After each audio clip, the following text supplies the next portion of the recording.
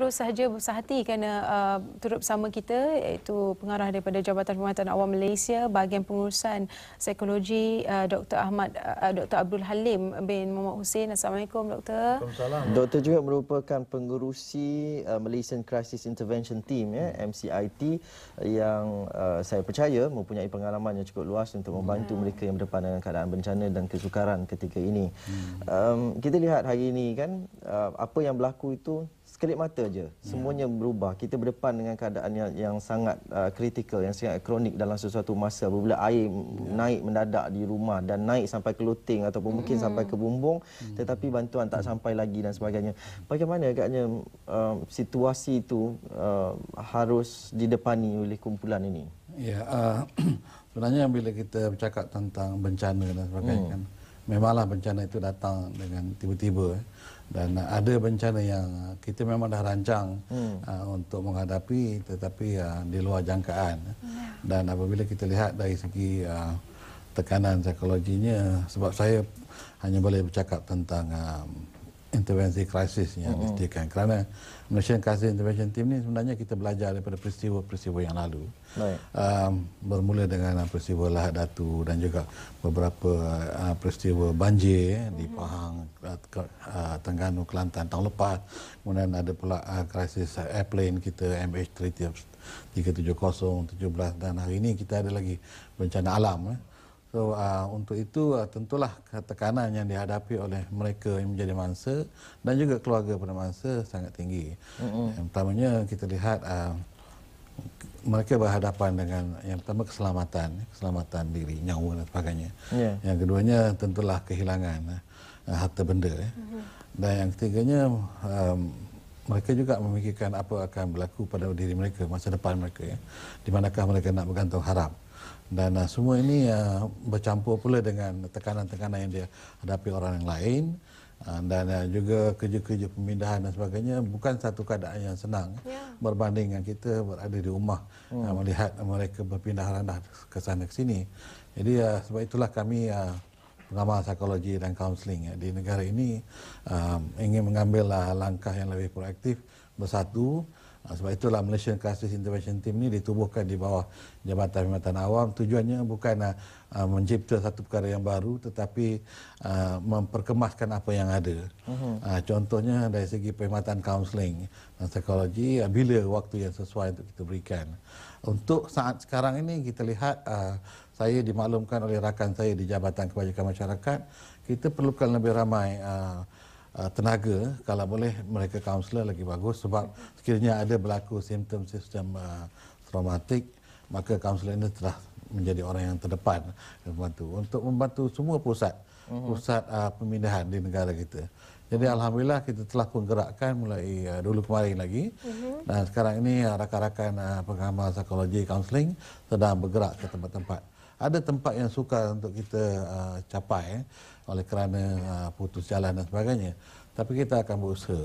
Berapa jumlah mereka, Doktor? Sekarang ni yang telah pun berada selain daripada kaunselor dan juga pegawai kebajikan masyarakat, mereka bekerja round the clock lah di bawah Jabatan Kebajikan Masyarakat. Tapi kita masih ada lagi ahli-ahli MCIT yang so-called kaunselor dan pegawai psikologi yang mempunyai kepakaran dalam bidang masing-masing dan semuanya telah bergerak di seluruh negara.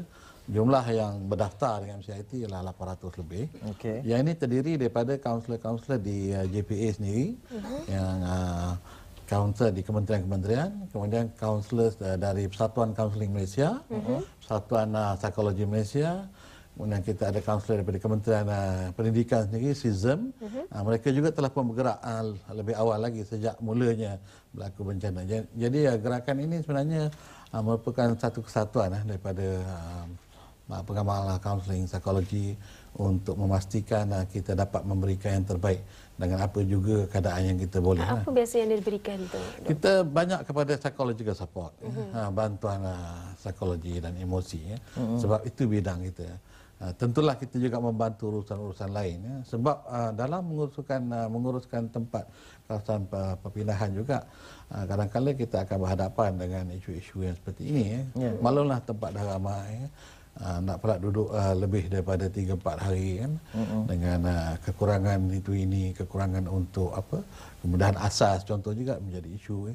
Jadi pengalaman lepas telah mengajar kita agar satu pendekatan yang lebih diselaras, yang terselaras dilakukan. Untuk itu sebenarnya psychological support ni kita berikan selepas keadaan berlaku. Itu pun yang kita ikut dalam arahan MKN pun. Yang pertama sekali selesaikan isu-isu keselamatannya. Yang keduanya isu-isu makan, minum, tempat pelindungan. Dan lepas itu menyediakan tempat barunya. Dan lepas itu baru kita masuk aspek psikologi ini. Ya. Doktor, kalau kita dapat makluman yang mengatakan bahawa masalah banjir ini mungkin akan berlarutan juga sehingga pertengahan bulan 1 ataupun menghampiri ke bulan 2. Jadi ianya mengambil masa lagi. Dan selepas itu apa perancangan pihak MCIT sendiri untuk mengatur uruskan kembali kehidupan mereka ni? Baik, apa yang kita boleh lakukan ialah seperti yang saya katakan di awal tadi, kita menyediakan bantuan psikologi kemanusiaan. Tentulah kita perlu bekerjasama dengan pihak-pihak lain, terutama Majlis Keselamatan Negara sendiri. Mereka mempunyai perancangan yang tertentu dan kita ingin koordinat ataupun sinkronis dengan apa yang mereka ada. Sebab katakanlah berlarutan hal ini, di sini nanti kita akan lihat kesan reaksi pada mereka yang terlibat ini akan meningkat. Itu yang keduanya, keselesaan dan keserasaan itu daripada selesa kurang selesa, tidak selesa, dan keresahan akan tercetus. Jadi di sinilah nampaknya kita terpaksa membuat intervensi.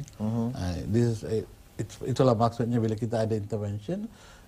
Intervensi ini dilakukan apabila ada simptom-simptom yang menunjukkan bahawa seseorang itu telah mula dari segi rasionalitinya, kefungsian dirinya telah mula tergugat dan sebagainya. Kita orang lain cara menguruskan kekuatan diri. Jadi yang ini yang kita perlu perhatikan dan kita sediakan kaunselor-kaunselor yang berkelayakan untuk membantu mereka.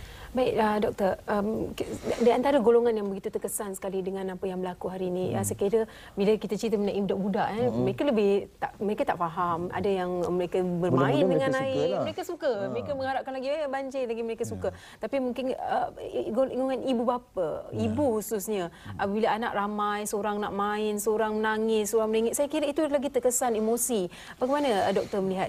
Baik, sebenarnya kalau kita lihat pengalaman kita yang lepas juga, sebab itu bila kita datangkan kaunselor-kaunselor ini, kita ada aktiviti yang lebih baik untuk sewaktu mereka berada di pusat pemindahan. Contohnya kita pernah jalankan play therapy, art therapy di tempat-tempat yang sebegitu. Dan kalau kita boleh aturkan aktiviti yang lebih selamat untuk anak-anak, dan inilah antara tugas-tugas yang kita perlu adakan di pusat pemindahan. Nak pula kalaulah berlanjutan, sebab bila lama tidak ada aktiviti, anak-anak ramai-ramai berkumpul, idea akan macam-macam idea lah kanak-kanak nak buat itu. Mereka pun aktif bangun tidur je yang dia tahu ialah makan, minum, waktu main. Waktu penat rehat, tu sambung. Jadi dalam kehidupan biasanya mungkin aktiviti dia lebih tersusun, lebih terarah, dan ibu bapa juga dapat menguruskan mereka. Tapi dalam keadaan sekarang, tentulah ibu bapa, terutama macam yang Puan cakap tadi, ramai anak sebagainya, banyak macam yang difikirkan. Makanannya, dalam keadaan ramai ini cukup tak untuk anak dia. Dia sendiri pun tak teratur lagi. Dia sendiri pun kadang-kadang tak terurus. Jadi sebab itu kita memerlukan bantuan untuk membantu mereka bertanya. Ada orang yang jenis tak suka bertanya pun, dia tunggu je. Jadi sebab itulah assistant ni kan macam-macam bentuk. Melalui pemerhatian, kita lihat ini macam pendiam orangnya kan. Mungkin ada kerisauan lain. Lantaklah anak buat apa-apa pun, tapi dia memikirkan perkara-perkara yang lain. Kita pun tak tahu apa yang dia hilang. Adalah perkara-perkara yang penting dalam hidupnya pun. Barangkali ataupun benda yang sangat berharga pada diri dia. Dia kata dia tak boleh hilang, mesti ada dengan dia.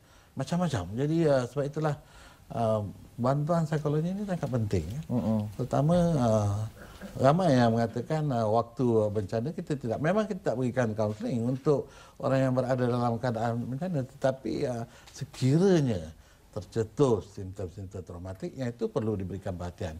Yang lain-lain uruskan keselamatan, pelindungan, makan minum, aktiviti harian, kesihatan, yang itu penting. Ya. Ada tak ketikanya sewaktu huru-hara macam ini, depresi itu terus datang, bukan pasca bencana? Kalau mungkin boleh berlaku pada setengah-setengah orang yang dipanggil pengulangan semula ya. Maksudnya memang waktu sebelum lapar pun dah kena macam ini. Kemudian dalam rentetan hidupnya pun ada macam-macam berlaku. Dan tiba dalam keadaan sekarang ni dah tak tanggung. Boleh outburst dia panggil kan. Tetapi dalam banyak keadaan kita perhatikan apa yang diperlukan oleh mereka sekarang ialah makan minum ya. Sebab dia bukan berada di rumah. Dia berada di tempat yang dia sendiri pun tak boleh nak uruskan makan minum. Bukan ada kedai dan sebagainya. Ya. Kalau ada duit pun mungkin tak ada. Nak pergi ke bank pun dah tutup kan. Jadi keperluan asas yang kita pakai. Samalah fundamental keperluan manusia ni asas. Asas dia apa? Makan, minum, pelindungan, keselamatan. Itu dulu. Sebab itu kita lihat keperluan-keperluan psikologinya. Baik. Doktor, kita akan sambung balik doktor perbualan kita ni. Sekarang ni kita nak menghubungi Dr. Akmal Saleh yang merupakan sukarelawan perubatan. Assalamualaikum doktor. Ya, doktor, di daerah Kemaman ya sekarang ni? Ya. Di daerah Kemaman ke sekarang ni? Di Kemaman. Saya di Kemaman sekarang ni. Kemaman. Okey. Jadi doktor, sebelum kita ceritalah macam mana agaknya tu, bagaimana keadaan cuaca pada pagi ni? Pada pagi ni memang cuaca kalau kita lihat memang dah start boleh hujan lah. Semalam memang satu hari daripada pagi sampai ke petang tu memang panas terik. Alhamdulillah nampak air semakin surut semalam. Tapi bila pagi ni kami bangun dikejutkan dengan hujan semula yang boleh dikatakan lebat, dan kemungkinan besar akan ada lagi sikit paras air tu akan naik semula lah. Itu yang kami masih lagi dalam keadaan untuk berjaga-jaga lagi. Mungkin akan sebab semalam ada sebahagian daripada penduduk sudah balik ke rumah untuk mengemas rumah. Dan kemungkinan besar hari ini mungkin mereka terpaksa balik ke pusat pemindahan untuk ditempatkan semula.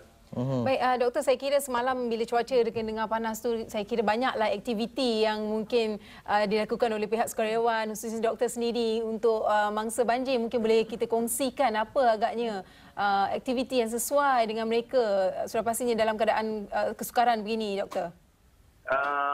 Kalau semalam kami banyak berfokus pada pusat pemindahan lah. Sebab kalau diikutkan semalam tim kami ditempatkan di Sekolah Agama Al-Falah di Kemaman. Yang mana menempatkan lebih kurang dalam 4,000 mangsa banjir di situ. Dan semalam saya punya tim memang berfokus kepada dari segi penjaga kesihatan, dan mungkin daripada sebab sekarang mungkin masa hujan ni kami takut di satunya adalah penyakit denggi, demam denggi, dan ataupun kencing tikus lah, itu yang mungkin penyakit yang agak kami berwaspada dari segi situ. Dan alhamdulillah juga semalam so far memang tak ada lagi penyakit berjangkit yang dikenapasi di daerah Kemaman. Dan insyaAllah doakan dia berkekalan sampailah banjir ini surut insyaAllah. Baik, doktor, tadi kita dapat lihat ada paparan, ada macam mungkin permainan yang sesuai dengan anak-anak itu ya? Ya, semalam memang ada pihak Petronas telah datang untuk kanak-kanak mangsa banjir lah. Yang mana mereka buat aktiviti. Mereka membawa satu kostum Iron Man ke Islam saya.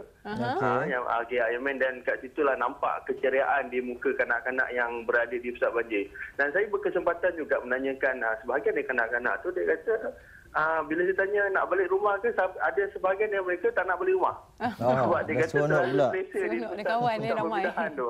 Dan dia beramai kawan dekat situ, mungkin tambahan pula itu yang melibatkan dia orang tak nak balik rumah tu lah. Doktor, berapa lama dapat cuti ni? Cuti kalau ikutkan sampai hari esok saja, tapi disebabkan kalau kita lihat tu Lebuh Raya Pantai Timur telah ditutup, dan kemungkinan untuk memanjangkan cuti itu kemungkinan besar lah nampaknya. Dapat cuti lah Mudah-mudahan. InsyaAllah untuk memberi bantuan ni mungkin bos pun rasa macam okeylah boleh bagi cuti lah Okey doktor. InsyaAllah. Baik, terima kasih doktor. Jaga diri kesihatan juga. ya. InsyaAllah. Jangan lupa doa, minta semua rakyat Malaysia doakan keseluruhan mangsa-mangsa banjir ni agar dapat dipindahkan semula balik ke rumah. Dan itu sentiasa kita akan buat. Supaya cuaca ni semoga kering dan panas lah insyaAllah. InsyaAllah. Amin. Terima kasih doktor. Terima kasih. Okey, sama-sama. Baik, itu dia Dr. Akmal Saleh, Ketua Dewan Perubatan. Itu di Kemaman. Dapat dilihat ada macam Dr. Akmal aktiviti memang tu. aktif dalam kerja-kerja kesukarelaan ni dan beliau juga ke Donetsk dan juga ke Amsterdam sebelum ini waktu MH17 dan sebagainya jadi jurubahasa dan sebagainya. Jadi ini peranan yang dimainkan oleh pihak-pihak tertentu ni secara sukarela. Saya kira yang lebih kepada budak-budak kecil tadi tu aktiviti kalau dibawakan permainan ataupun mungkin tadi dibawa Iron Man. Adakah itu sikit sebanyak boleh terubat? Sebab apa kita tahu kalau budak kecil ni kena trauma daripada kecil dia dah kena, nanti dah besar kehidupan dia agak berlalu sikit. Doktor, bagaimana? Yalah, itulah antara beberapa aktiviti yang boleh kita jalankan dan tentulah banyak lagi aktiviti yang boleh dilaksanakan. Sebab itulah kita kata sesiapa juga yang ingin menghulurkan bantuan dipersilakan, tetapi biar diselaraskan. Sebab kita tak nak macam ada beberapa kejadian kita lihat terlalu ramai yang nak memberi pertolongan yang kita tahu mana satu yang sebenarnya yang harus kita uruskan dahulu kemudian. Jadi itu penting Sebab itulah pengurusan bencana ini bukan setakat nak uruskan keselamatan, makan minum dan sebagainya. Urusan-urusan keceriaan mereka yang berada di situ, kesejahteraan psikologinya perlu juga diuruskan. Jadi dia tak boleh tiba-tiba datang gitu dan buat. Sebabnya kita pun ada beberapa peraturan yang kita perlu ada di setiap tempat. Jadi anda kata kalau ada kaunselor-kaunselor persendirian ni ataupun mungkin pensyarah-pensyarah dalam bidang psikologi yang ingin turut membantu menyertai MCIT juga boleh? Boleh. Hubungi kita di kita ada bilik gerakan yang beroperasi. Kita ada pegawai yang telah pun menjalankan tugas sejak hari pertama lagi kita mendapat berita ini. Dan juga di Jabatan Kebajikan Masyarakat memang ada operasi 24 jam bilik gerakannya untuk kita selaraskan. Mereka juga nanti boleh beritahu ke mana diperlukan sekarang, berapa ramai yang diperlukan. Misalnya kita ada banyak lokasi. Yalah, kalau ahli MCIT 800 lebih, campur pula pegawai sosial dari Jabatan Kebajikan Masyarakat, mungkin tak cukup lagi lah kalau ada. Kalau yalah, berbanding dengan mereka yang berada di pusat pemindahan ni dekat 100,000 orang, jadi rasa perlu ramai lagi. Perlu ramai. Sebabnya bukan kita nak kira nisbah dan sebagainya. Keadaan tu sangat berbeza dalam keadaan yang sesak, ramai duduk bersama-sama. Maklumlah kalau kita bayangkan kita sendiri pun kita nak fikir berapa hari kita boleh tahan duduk macam tu Jadi bayangkan mereka yang terpaksa duduk itu dengan keadaan yang minimum, kemudahan yang minimum. Mereka tak boleh tengok TV, mereka tak boleh nak menggunakan telefon pun barangkali. Ada juga anak-anak yang jauh yang bimbang tentang mereka. Saya ada kes di rakan saya di Universiti Malaysia Sarawak. Sebahagian pelajar-pelajar kita akan menduduki peperiksaan. Ibu bapa mereka dilanda banjir. Mereka bimbang. Dalam masa yang sama mereka juga perlu menghadapi peperiksaan. So kita ada psychological support untuk pelajar-pelajar kita di universiti. Sebab itu saya sarankan kepada semua pegawai psikologi dan kaunselor termasuk pensyarah-pensyarah lakukan sesuatu yang kita rasa boleh kita berikan. Bukan saja tak semestinya di tempat lokasi banjir berlaku, di mana di tempat lain pun. Sekarang musim peperiksaan. Kalau universiti pun kita lihat, universiti akan memulakan peperiksaan kolej-kolej pengajian tinggi. UIA pun nak periksa juga. Ada universiti yang boleh menangguhkan macam UiTM dan tempat-tempat lain. Saya percaya pelajar-pelajar ni cukup matang untuk mengenai. Tapi maklumlah soal hubungan ibu bapa, macam mana pun tetap risau. Jadi mereka juga akan terfikirlah tentang masalah itu. Yang keduanya, kita pun dah menggerakkan akrab. Yang akrab ni ialah rakan pembimbing sekerja, tapi mereka juga membuat kerja-kerja CSR. Jadi alhamdulillah ramai ahli akrab telah pun bergerak dan saya berterima kasihlah kepada ketua-ketua jabatan yang memberi kebenaran mereka untuk menjalankan tugas-tugas ini. Inilah masanya seperti yang dinyatakan oleh Perdana Menteri kita, semua orang perlu bekerjasama, memberikan, menghulurkan apa juga yang kita boleh untuk membantu apabila kita berada dalam keadaan susah dan kepayahan ini. Saya rasa semangat Satu Malaysia itu boleh kita bangunkan. Dan kita tahu hari ini ramai orang membuat kutipan dan sebagainya. Itu juga perlu diselaraskan, nak hantar ke mana kan. Jangan nanti sampai banyak sangat satu tempat lain. Sebab itu perlukan penyelarasan. Dan kita rasa mereka yang bertugas ni sangat committed. Siang malam bekerja dan seperti yang kalau kita dalam media sosial, kita gunakan media sosial dengan cara yang terbaik lah. Saya kira media sosial hari ini mainkan sangat peranan yang begitu besar sekali. Bila kata doktor kata tadi gunakan media sosial dengan cara yang terbaik, terbaik bagaimana tu?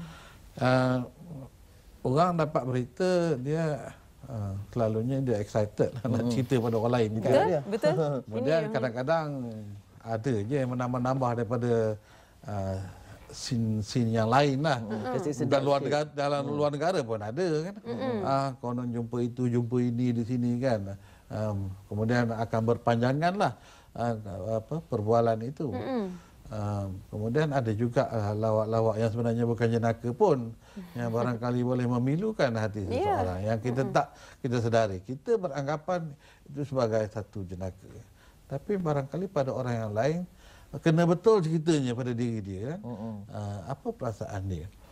Yang ketiganya, berita ni biarlah kita ambil berita daripada pihak berkuasa yang dikeluarkan melalui pihak berkuasa lah, melalui TV ke ataupun yang sah. Sebab ramai orang yang nak bergerak ke sana sini, anak-anak misalnya ke keluarga, dan musim sekarang ni pun musim cuti. Ada yang melangsungkan majlis perkahwinan, ada majlis itu, majlis ini. Jadi menyebabkan kita rasa yang mana satu betul, yang mana satu tak betul. Kita tahu media sosial ni bebas. Dan macam mana pun berita ni, sama ada dia kabar angin, nama pun kabar angin kan, tapi baca juga kan. Tak percaya tapi percaya juga. Dalam tak percaya, hantar juga kepada orang lain. So, saya rasa kalau rasa tak selesa, tak payahlah nak di-forwardkan siapa-siapa baca, dan simpan sajalah. Hentikan di situ. Hentikan. Okey. Baik, selain daripada itu, mungkin bila doktor cerita ialah dia hujung-hujung tahun ni macam-macam ya. Ada yang mungkin dah merancangkan majlis perkahwinan tapi boleh berjadi macam ni. Tapi ada juga kita lihat pengantin-pengantin yang duduk bersanding kan dalam sampan, dalam banjir. Ada juga yang bersanding. Tapi okey, baik, kita bercerita mengenai yang mereka yang melahirkan bayi di saat cuaca begini, di saat keadaan banjir begini. Adakah itu juga terkesan doktor, dan apa agaknya masyarakat kita semua boleh turut sama bantu untuk meringankan sedikit emosi mereka? Melahirkan bayi. Yalah, setiap ibu atau bapa yang dia tahu dia akan dapat satu cahaya mata yang baru. Harapannya ialah selamat nanti kan, selamat dilahirkan dalam keadaan selamat, dan lepas itu dapat meneruskan satu kehidupan baru. Jadi kalau dalam keadaan yang begini, kita dapati, saya nampak di hospital lah mereka telah melakukan yang terbaik dalam apa juga keadaan untuk masyarakat yang lain. Kalau inilah keadaan yang kita tahu, maknanya kita kena berikan yang terbaik untuk pastikan bahawa proses penglahiran itu dapat berjalan dalam keadaan yang terbaik. Sebab besar maknanya kepada seorang ibu ataupun bapa. Tapi tekanan ialah apabila melahirkan dalam keadaan yang tak sempurna lah, tak cukup peralatan mungkin, tak ini dan sebagainya, boleh menyebabkan masalah yang biasa kita sebut, orang Melayu sebut meroyan ni. Saya rasa kita, siapa jugalah yang terlibat, kita kena dengar apa nasihat pegawai perubatan kita. Saya yakin pegawai perubatan kita mempunyai pengetahuan yang terbaik lah dalam aspek-aspek yang melibatkan kesihatan, melahirkan sebagainya. Sebab apa juga implikasi selepas proses ini juga sebenarnya boleh dikawal dengan syarat kita mengikuti kaedah-kaedah gaya hidup yang sesuai seperti yang disarankan oleh pegawai perubatan. Baik, doktor, di mungkin kumpulan akhir kita, doktor boleh sampaikan sedikit saranan dan juga nasihat semangat ya kepada penonton kita. Mungkin mangsa banjir tak dapat menyaksikan kita, kalau keluarga mereka, ahli sahabat-sahabat mereka yang lain, silakan doktor. Ya, kepada keluarga yang terlibat dengan masalah banjir ini kita rakyat Malaysia berdoakan yang terbaik untuk mereka dan tabahkan hati, tingkatkan kesabaran. Kita tahu macam-macam kehilangan. Bak kata tadi berat-berat mata memandang, berat lagi bahu memikul. Walau macam mana pun tuan-tuan dan puan bukan keseorangan. Seluruh rakyat Malaysia berusaha untuk membantu dengan apa juga cara. Ya. Dan tentulah kerajaan kita mengambil tanggungjawab sepenuhnya untuk memastikan semua rakyat Malaysia ini dapat diberikan bantuan. Jadi saya juga berterima kasih kepada semua kaunselor dan pegawai psikologi yang telah pun turun padang melaksanakan tugas-tugas mereka. Ini antara tugas-tugas yang murni dan insyaAllah kita akan berikan yang terbaik untuk mereka yang terlibat. Baik, terima kasih sekali lagi kita ucapkan kepada Dr. Abdul Halim Muhammad Hussein, merupakan pengurusi di Malaysian Crisis Intervention Team atau MCIT.